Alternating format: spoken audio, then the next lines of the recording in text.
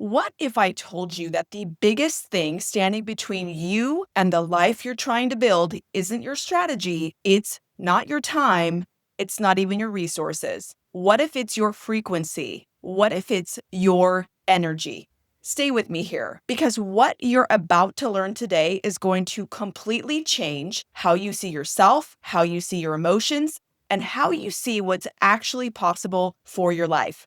Welcome back. I'm your host, Katie Lee, and today we are going deep. What we do here is real, it's grounded, and it actually works. So settle in, get your journal out, and let's talk all about your energy, your frequency, your vibration. I want to start with a reframe that changed everything for me, and it comes from the work of teacher, coach, and researcher David Baer. Most of us walk around believing that we are physical beings living in a physical world.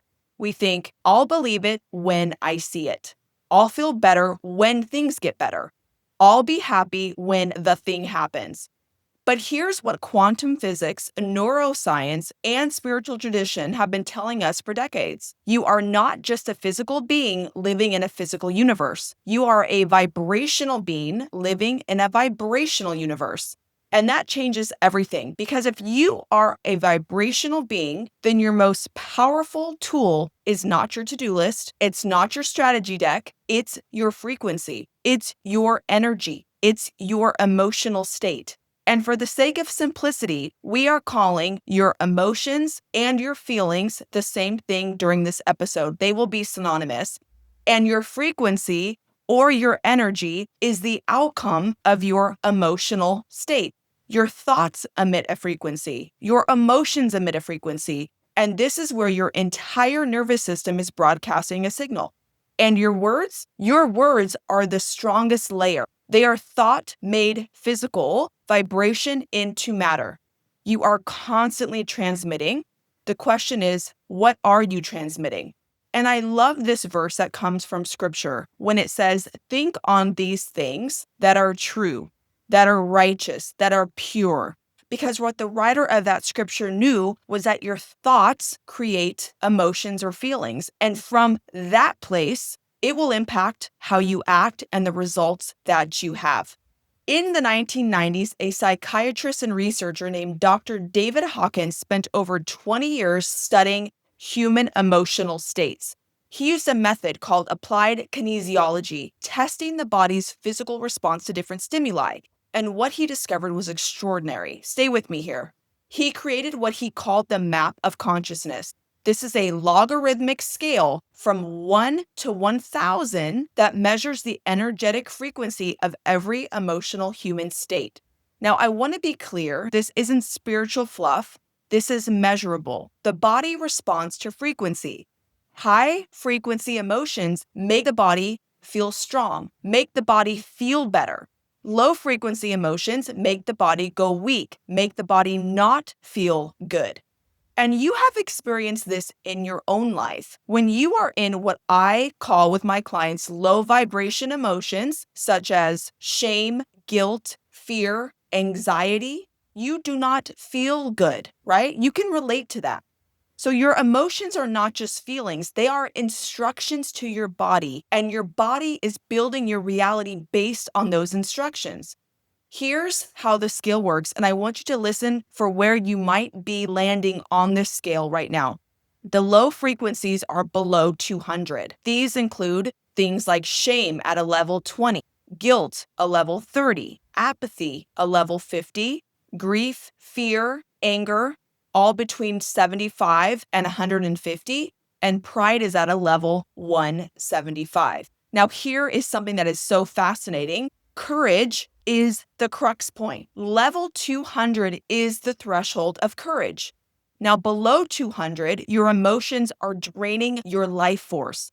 Above 200, your emotions are building your life force. They are adding to your life. They are helping you feel powerful, and therefore you are acting in a high vibrational state. This is what I term compelling emotions when I'm working with clients, things that help you feel better and help you move forward. Below 200 is survival mode. Above 200 on this scale is creation mode. And you cannot reinvent your life from survival mode. You can hustle from survival mode, but you cannot create your next era from survival mode. Courage is where reinvention begins. It's the first emotion that says, I don't know exactly how this works out, but I'm moving forward anyway. I'm going to figure it out.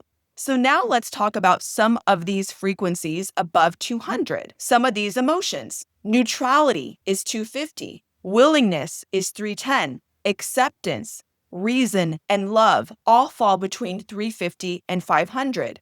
Joy is at 540. Peace is at 600. Enlightenment falls between 7 and 1,000. And that's defined as complete surrender to something greater than yourself. Before I show you the historical proof of this scale, I need to give you something that David Baer calls the psycho-cybernetic loop, because this is why you can want change desperately and still not create it. Here's how it works. Your beliefs create your thoughts. Your thoughts generate your feelings or your emotions, and your emotions drive your actions. Your actions then produce your results, and your results reinforce those original beliefs. I want you to envision this like a loop. So it goes something like this: your beliefs to your thoughts, to your emotions, to your actions, to your results. Do you see what happens? If you believe at a deep level that you're not worthy of the life you want, your thoughts will reflect that. Therefore, your emotional frequency will be shame or fear or something like worthlessness. Your actions will be inconsistent or self-sabotaging. And we explored self-sabotage all in the last episode. I want to encourage you to go back and listen to it because it was next level. Your results will confirm the belief and the loop continues. This is why motivation alone does not work. You can give someone the best strategy in the world, but if their frequency, their emotional state is broadcasting lack, fear, or unworthiness, life will keep reflecting that back to them. Your life is a mirror. What you're experiencing right now is not punishment, it is simply feedback. It is showing you exactly what frequency you've been broadcasting. And the great news is you can change the signal. Just like when you look in the mirror and you see the reflection, maybe you recognize something on your face that you don't like, you can wipe that off, versus you don't try to go and change the reflection in the mirror. You change yourself, that will ultimately change the reflection. The same is true for your frequency. Now, I don't want you to just take my word for this. Let's take a look in history at how this affected different people throughout the ages. Because when Dr. Hawkins applied his methodology to historical figures, what he found was undeniable. We're first going to go into some high frequency figures that you are well familiar with. We will start with Jesus Christ. He was at 1,000, which is the ceiling of the scale. Pure love, infinite compassion, and complete transcendence. The teachings, the presence, and the energetic record of Jesus still calibrates at the highest measurable frequency thousands of years later. Next is Mother Teresa at 700, unconditional service, sacrificial love. Hawkins noted that her energy field alone counteracted the combined negativity of millions of people below 200. One person at one frequency had that kind of impact. Next, Mahatma Gandhi at 700. Non-resistance as a superpower. Gandhi understood that the highest frequency wasn't force, but it was truth. And truth on the scale lands at 700. Next, Nelson Mandela at 505. 27 years in a prison cell, and he walked out at the frequency of love. Not bitterness, not revenge, love. That is the most powerful act of reinvention. And Abraham Lincoln at 580, moral courage, unity, deep compassion during one of the most divided periods in American history, operating at nearly 600 in the middle of a civil war. That's the frequency of leadership. Now let's look at a couple of low frequency leaders throughout history, starting with Adolf Hitler at 30. Shame weaponized into mass destruction, calibrated at the very bottom of the scale, devastation, division, death. His frequency destroyed everything it touched. and Joseph Stalin at 40. Fear-based control, paranoia, systematic dehumanization, a life lived entirely below 50, and an entire nation suffered for it. Here's a powerful takeaway, my friend. Hawkins, in his research, found that one person living at the frequency of 700 counterbalances the negativity of 70 million people below 200. Frequency is not small. Frequency is not soft. Frequency is the most powerful force in the universe, your energy, and you have access to it right now. This is why your journey of reinvention, your journey of personal development, your journey of transformation matters. It is not only an individual journey, but you have the ability to impact the collective field around you, your direct connections, and then through you, your indirect connections. This is so powerful. Now, let me bring this out of the metaphysical for a moment and into your biology, because this isn't just spiritual, this is physical. When you are living in low frequency emotions like shame, fear, grief, apathy, your body activates the stress response. Cortisol floods your system. Inflammation rises. Your immune system suppresses.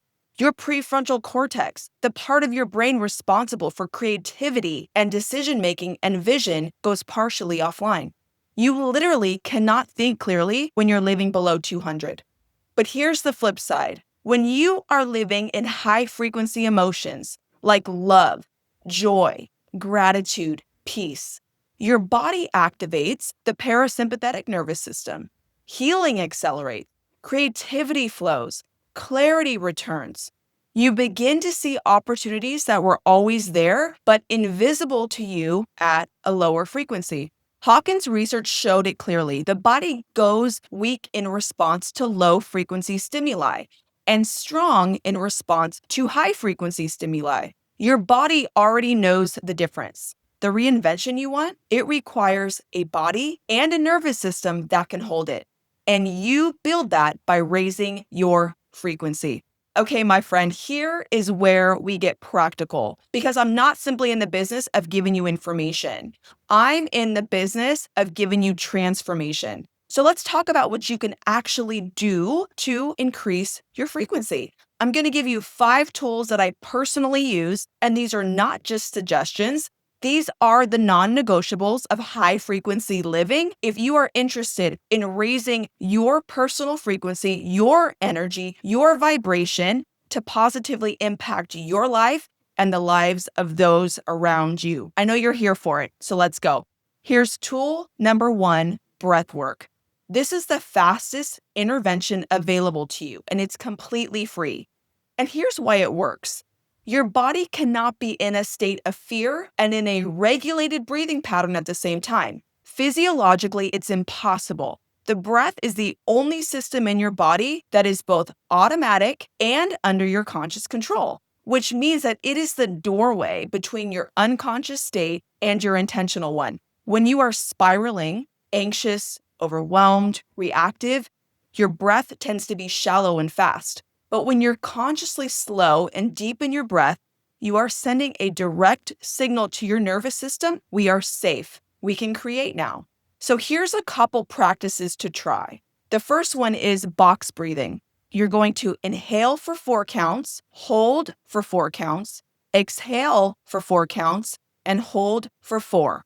You're going to repeat this method 4 times. And this is actually used by Navy SEALs to regulate under extreme pressure.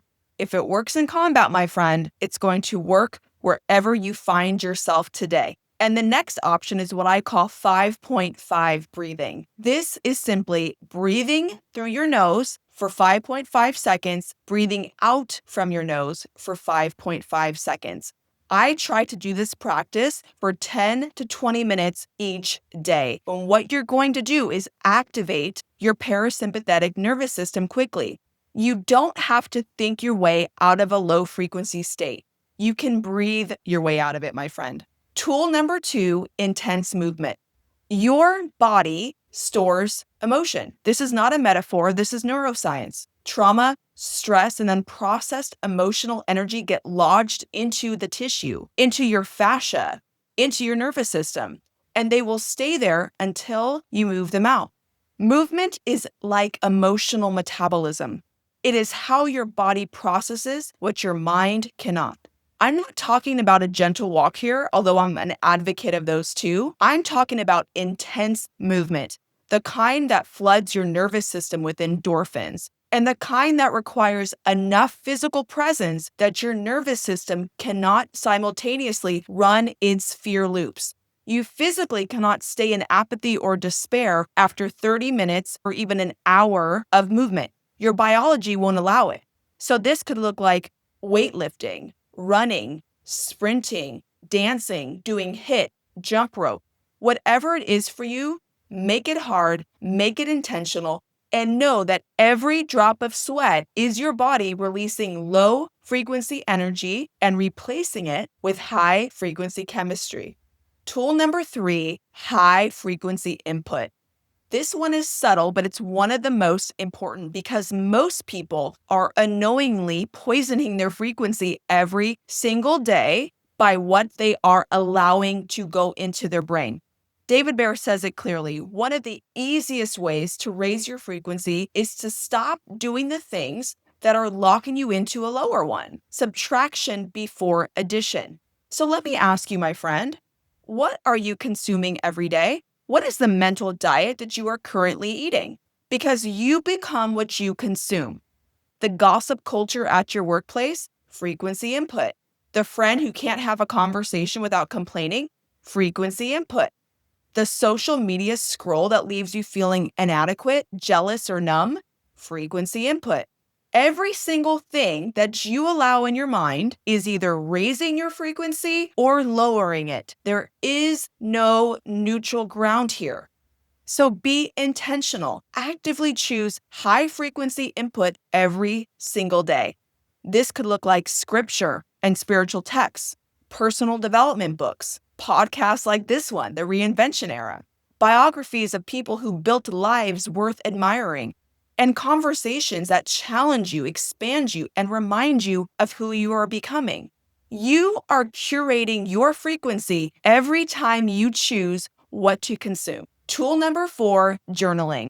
Here's something most people don't know about low frequency emotions. They don't disappear just because you ignore them. Unexpressed, unprocessed emotion doesn't dissolve. It actually calcifies. It gets frozen at whatever frequency it was in when you shoved it down. And it stays there, running in the background, broadcasting that signal, that frequency, that energy into your life, attracting more of what it is and blocking what it isn't. That grief that you never processed, still broadcasting. That shame from years ago, still broadcasting. That anger you swallowed to keep the peace, still broadcasting. Your act of journaling is like emotional digestion. It is how you move energy through you instead of letting it get stuck in you. Here are 3 journal prompts that you can use. Prompt number 1, what am I feeling right now and where did it start? I want you to name the emotion and trace it to its root and where you are experiencing it in your body. Prompt number 2, what story am I telling myself about this situation? Because the emotion isn't caused by the event. It's caused by your thoughts or your interpretation of the event. Prompt number 3, what do I want to be true instead? This is where you begin to write the new story and create your new frequency. Now, you can't journal your way from a 50 to a 500 on the scale in one sitting, but you can start moving the needle, and needle movement compounds. Tool number 5, get in rooms with higher frequency people. I save this one for last because it is the most important. It is the one that will accelerate everything else. Hawkins' research confirmed what you've probably already experienced in your own life. Frequency is contagious. You've been in a room with someone whose energy made you feel lighter, more capable, more alive, without them saying anything in particular or profound. And you've been in a room with someone whose energy made you feel heavy, depleted, and small. That's not imagination. That's entrainment, the tendency of your nervous system to match the dominant frequency of your environment. This is why your environment, my friend, is not neutral. The people you spend the most time with are either raising your frequency or lowering it. Jim Rohn said that you are the average of the 5 people you spend the most time with. I'd update that for this conversation. You are the average frequency of the people you spend the most time with. And here's the hard truth. If you are trying to operate at a 400 or 500, but you are consistently surrounded by people at 150 and 175, they will pull you down faster than your practices can pull you up. This is not about abandoning the people that you love. This is about being intentional about the rooms you enter. You need to be in rooms, in environments with people who are living out what you want. People who have reinvented, people who are in active creation mode, people whose frequency challenges you and calls you higher just by being in their presence. Which brings me to something I've been building for you. Everything we've just talked about, the breath work, the movement, the intentional inputs, the journaling, the rooms, this is not just theory. This is the architecture of the reinvention room. The Reinvention Room is a private coaching experience for high achievers, men and women who have done the work, built the thing, checked the boxes, and who know deep down that there is a next level that they haven't yet unlocked. Not because they lack strategy, not because they are broken, but because they haven't operated yet from the frequency that their next level requires. The people inside the Reinvention Room are not playing small.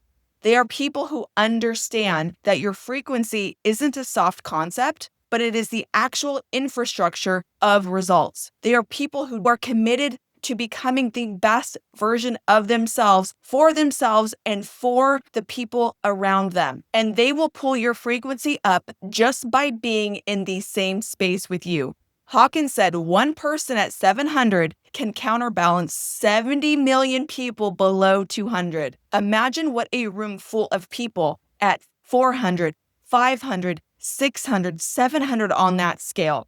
People in love, people in joy, people in acceptance, people in gratitude, people in growth can do for your frequency, for your reinvention.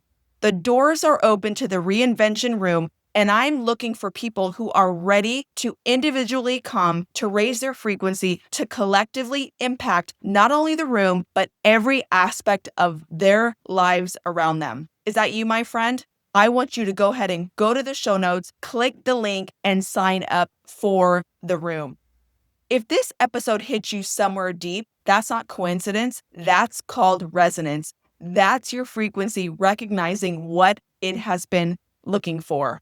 Thank you so much for spending this time with me today.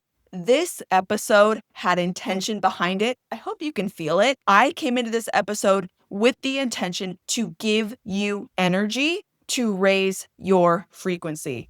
And if this episode moved you, and I believe it did, I have one ask. Please share it.